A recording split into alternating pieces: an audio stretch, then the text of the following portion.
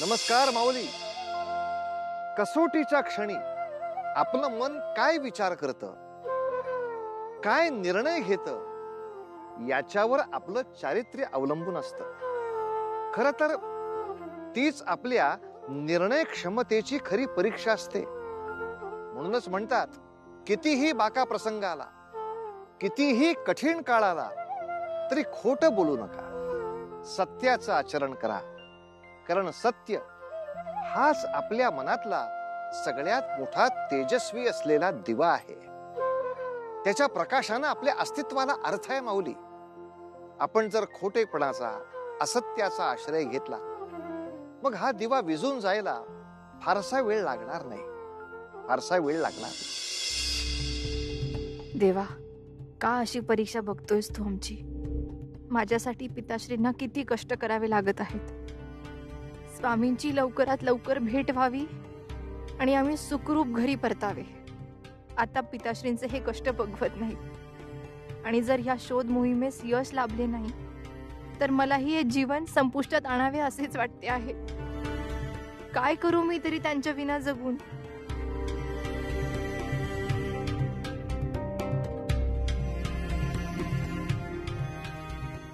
अरे परमेश्वरा, सूर्यनारायणा. अगं बस काय बस. झाले? काय? या इकडे बसा. या. त्रास होतोय का? अगं नाही.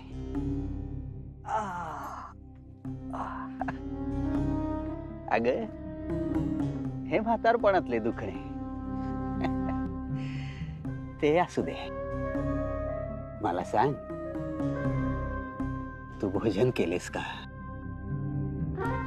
हो पिताश्री. नक्की ना? हो. वाचवा वाचवा मला, वाचवा मला, वाचवा. अरे अरे कोण आहेस बाबा? अरे उठ, उठ. वाचवा वाचवा. असं कसं पडलास? पाणी हवं का तुला? नकुल? हा? नकुल? वहिनी, अरे, नकुल, पिताश्री. नकुल, तू कुठे होतास? हा? आणि एकटाच आहेस? स्वामी कुठे आहेत? सांग ना, स्वामी कुठे आहेत? अरे फार डोळे मिटायची वेळ आली रे, तुमची प्रतीक्षा करता करता. सोडा सोडा. अरे अरे आपल्या महाराजांचे पिताश्री आहेत आणि या वहिनी म्हणजे त्यांच्या पत्नी आहेत. या महाराज? कोण महाराज? काय बोलतोस तू? खोटं बोलतोय हा मनुष्य. होय, याला कारागृहात टाकायचा आदेश दिला आमच्या महाराजांनी. पिताश्री कल्याण दादा या राज्याचे महाराज झाले आणि ते आपल्या कुटुंबाला शोधतायत. सोडा. पिताश्री! अरुंधती, अरुंधती, अरुंधती बाळा, सांभाळ. महाराज, मी तुमच्या संपूर्ण कुटुंबाची माहिती काढली. त्यांचा पत्ता लागलाच महाराज. तुमचे पिताश्री आणि तुमची पत्नी यांना मी स्वतः जाऊन भेटून आलोय. काय? कशावरून तू हे सत्य सांगतोयस? महाराज, आता पुन्हा ह्याची क्रूर खेळी सुरू झाली आणि आता तर काय, ह्यानं तुमचं कुटुंब उभं केलं. तुझ्या पत्नी आणि पिताश्री जन्माला घातलं ते. हो, मी तरी कशाला तोते उभे करू महाराज? हो, मी तर पोट तिडकीनं सांगतो तुम्हाला.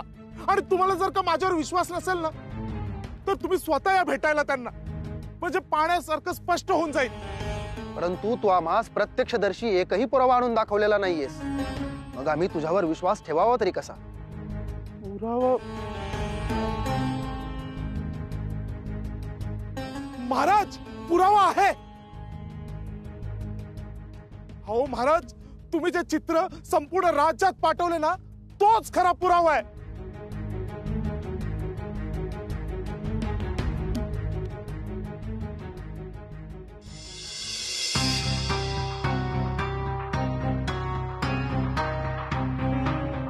महाराज, असेच तुमचे चित्र अरुंधती वहिनींकडे, म्हणजेच तुमच्या पत्नीकडे.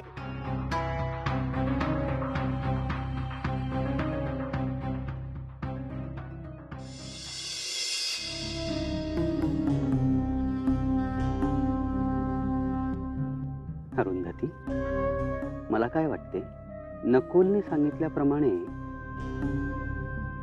आपण एकदा राजमहालात जाऊन यायला हवे. इतक्या प्रदीर्घ काळानंतर आशेचा एक किरण सापडला आहे. त्याची खात्री नको का करून घ्यायला? परंतु पिताश्री, खरंच हे महाराज झाले असतील तर त्यांनी आपली चौकशी का नाही केली? त्यांना अशक्य होते का? मला तर वाटते आपणच वेडे आहोत. आपला जीव गुंतलाय. पिताश्री, कदाचित त्यांनी आपलं कुटुंब म्हणून त्याग तर केला नसेल. तू बोलतेस अरुंधती? अगं, तुझा किती जीव आहे कल्याणवर. आहे ना, परंतु जे सत्य समोर आले आहे ते किती भयावह आहे. स्वामी महाराज होऊनही नकुलचे हे हाल होत असतील तर पूर्वीचे स्वामी आणि आताचे महाराज हे दोन वेगळे व्यक्तिमत्व आहे असेच अनुमान समोर येते. अशा परिस्थितीत त्यांना जाऊन भेटणे कितपत योग्य आहे? एक क्षणभर जरी आपण असे मानले की त्याने आपल्याला त्यागले आहे, तरी नाती नाकारण्याचे नेमके कारण समजून घेणे आवश्यक नाहीये का? अगं, आपले आतडे गुंतले आहे त्याच्यात. आपण आपले आयुष्य दिले आहे त्याच्यासाठी. हे सर्व एकदम एका क्षणात व्यर्थ कसे होईल? नाही नाही, हे आपण आत्ताच जाऊन खात्री करून घेणं आवश्यक आहे. ठीक आहे, मी येईन तुमच्या सोबत. माझ्या मनातील सर्व प्रश्नांची वादळ शांत करीन त्यांना भेटून. मालक! वहिनी! मालक! वहिनी!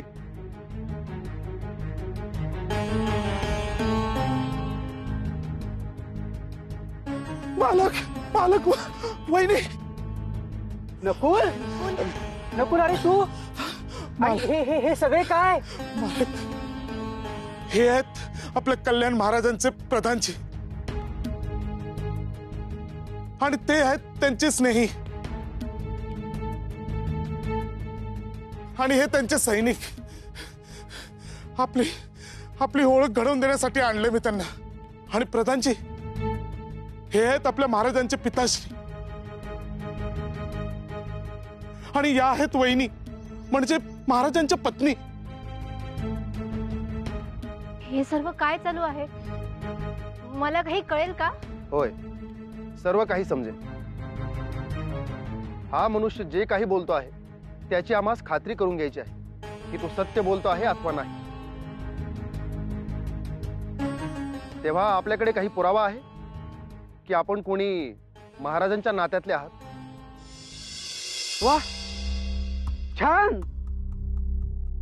म्हणजे तुम्ही हे एका पित्याला विचारता आहात की तो त्याच्या पुत्राचा बाप आहे की नाही हे त्याने सांगावे.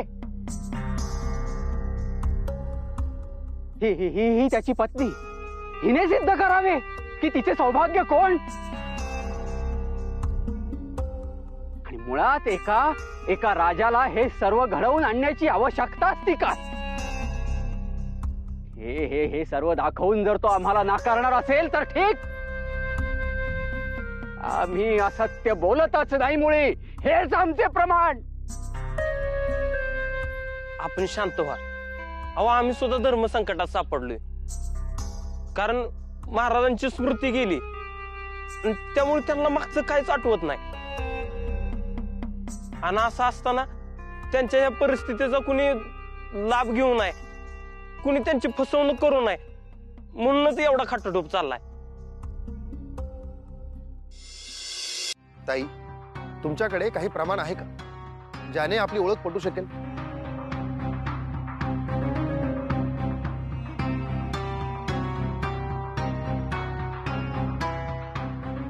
हो, थांबा.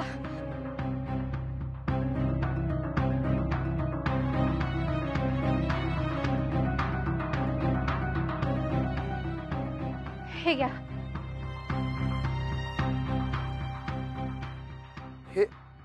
हे तर महाराजांचे चित्र आहे.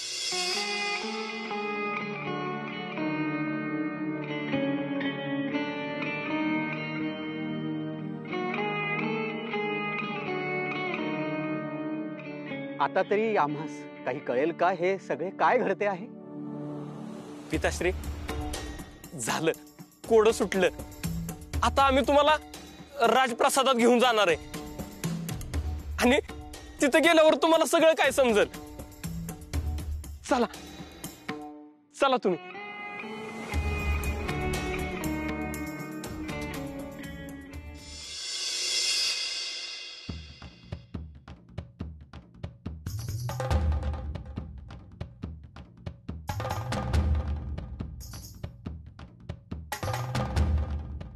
स्वामी,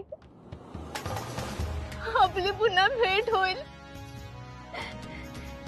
ही आशा सोडून आले होते मी, परंतु आजचा दिवस मी कधीही विसरू शकणार नाही.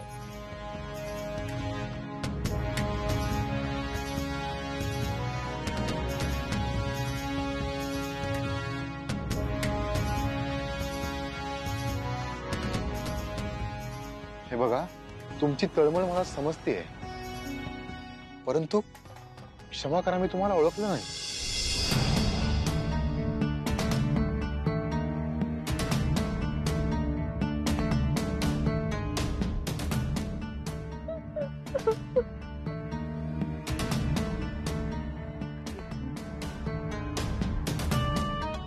असू दे, तुमची स्मृती गेलीये. तुम्ही मला नाही ओळखलं तरी चालेल, परंतु तुम्ही सुखरूप आहात हे पाहून मला किती आनंद झालाय ना, हे मी नाही सांगू शकत.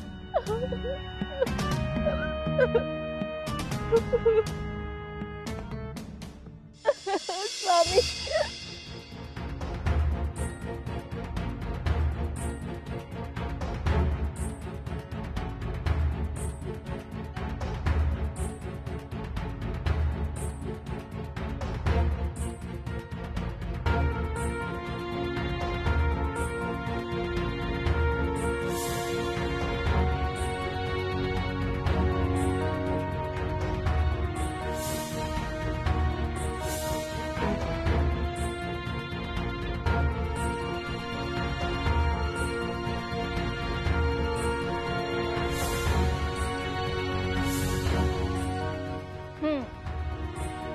झाले.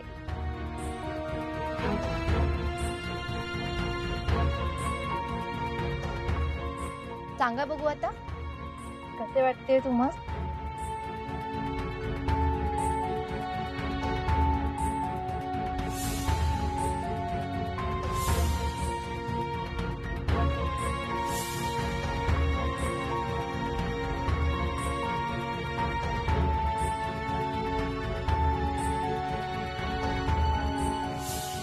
दादा, पाण्याची पातळी पूर्णपणे खालावली आहे. काय सांगतोस? हो, मगाशी पाणी मंदिराच्या पायरीशी लागत होतं. आता पायरी पूर्णपणे कोरडी आहे, म्हणजे पाणी पूर्णपणे उतरलेलं आहे. मला असे वाटते आपण ही संधी गमावता कामा नये. हो, आपण तातडीने प्रस्थान करू.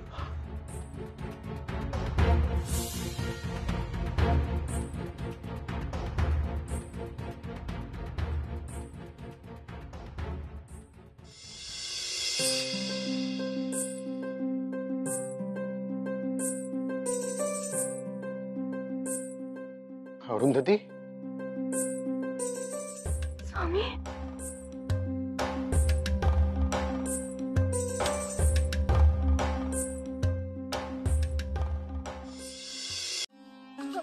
परत एकदा म्हणा.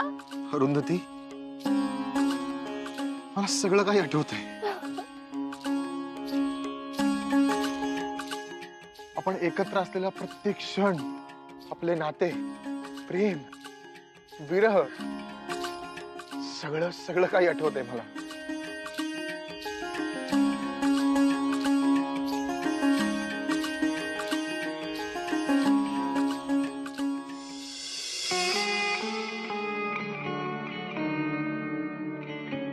विठाश्री, विठाश्री,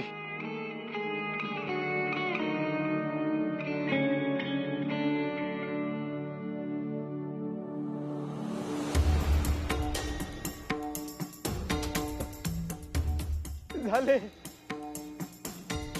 माझ्या जन्माचे सार्थक झाले पोरा.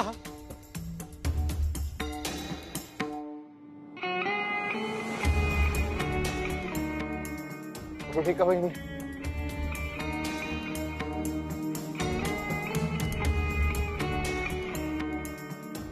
माते,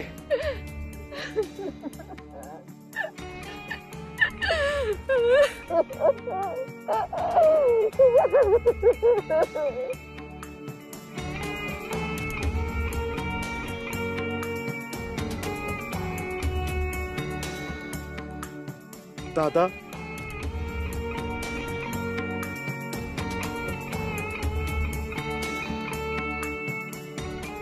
राहुल,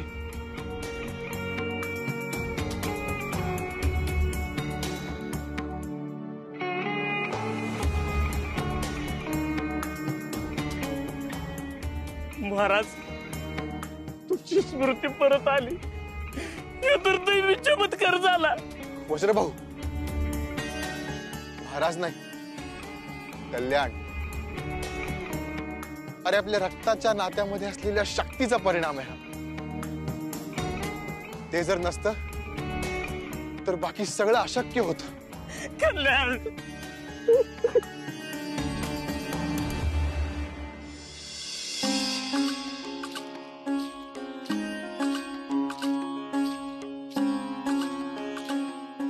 अखेर त्या भिक्षा मागणाऱ्या महाराजांनी सांगितले होते ना, तसेच झाले.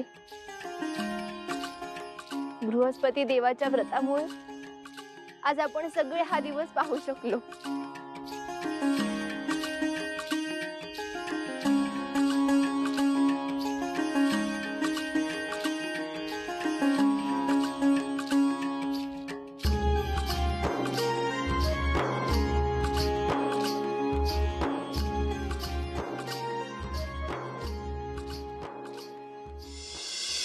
मंडळी, आपण व्रताचे नेहमी विपरीत अर्थ काढत असतो. कोणतंही व्रत हे व्यवहार म्हणून केलं जाऊ नये. त्या व्रतामुळे मिळणारी जी शक्ती आहे, जी ऊर्जा आहे, त्याचा उपयोग आपलं कार्य करण्यासाठी, आपलं ध्येय साध्य करण्यासाठी केला पाहिजे. हेच शास्त्र आहे, हेच अध्यात्म आहे. भगवंत आपली अत्यंत कठोर अशी कसोटी घेतो, पण त्यातून तारण्याचं बळ सुद्धा देतो. पण आपण जेव्हा सचोटीच्या मार्गावरून बाजूला जाऊ, तेव्हा भगवंत आपल्याला ताळ्यावर आणतीलच, कोणत्या तरी रूपामध्ये दृष्टांत देतील. मात्र आपण हे लक्षात ठेवलं पाहिजे की उतू नका, मातू नका आणि घेतला वसा टाकू नका.